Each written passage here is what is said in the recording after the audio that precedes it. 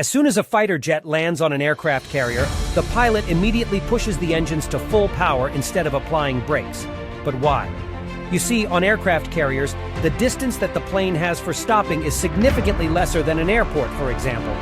So they use arresting wires which the tail hook of the landing aircraft. We have to trap in order to be able to stop.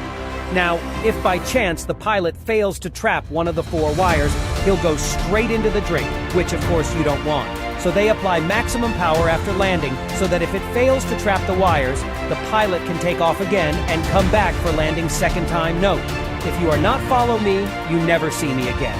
If you are, congratulations, you growth mentally.